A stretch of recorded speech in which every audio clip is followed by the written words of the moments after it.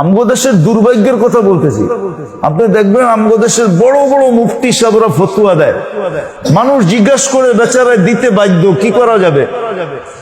সব মুসল্লিরা জিগায় হাফেজ তারাবি পড়ায় টাকা নিতে পারবো কিনা, ঠিক না? আর এই যে মুফতি সাহেবরা খুব ফতুয়া দেয়, ঠিক না? এটাই তো জিজ্ঞাসা করেন, ঠিক না?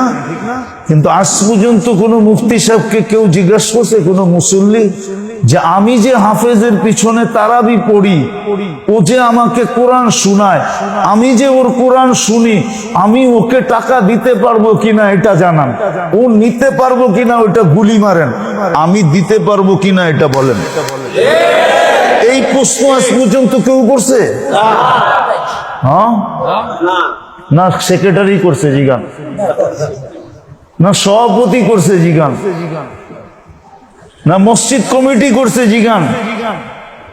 হাফেজ নিতে পারবো কিনা এটা প্রশ্ন করে, এটা প্রশ্ন করে না আমি দিতে পারবো কিনা। হাফেজ নিতে পারবো কিনা এটা প্রশ্ন করে, এটা প্রমাণ করে ওর ভিতরে কোরআনের আজমত নাই, কোরআনের গুরুত্ব নাই, মহত্ব নাই, বড়ত্ব নাই, ও কোরআন সম্বন্ধে কিছু জানেই না। রাগ হয় না, ও কোরআন সম্বন্ধে কোনো গুরুত্ব নাই, ও জানে না কোরআন কি জিনিস। কোরআনের মহত্ব যদি থাকতো তাহলে মুসল্লিরা হাফেজকে সোনার হার দিতে দিতে ডাইকা দিত, বলতো তুই আল্লাহর কালাম শোনাইছস, আমি তোর পিছে আল্লাহর কালাম শুনছি, তুই আমার মালিকের কালাম শুনাইছস। শুধু জুতা ক্ষয় করলে চলে না, সাথে সাথে মামুও লাগে, ঠিক না?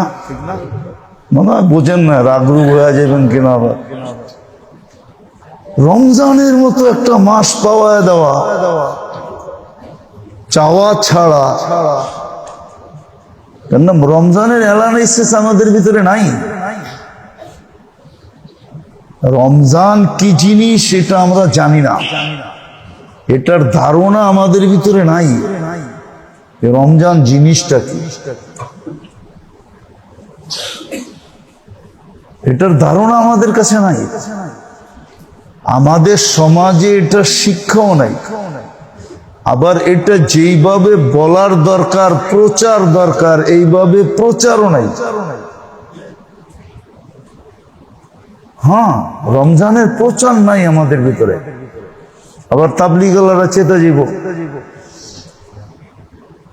রমজান নিয়ে প্রচার, শুধু রমজান নিয়ে, যেটা কি মাস আসলো, যেটাকে আল্লাহ আল্লাহ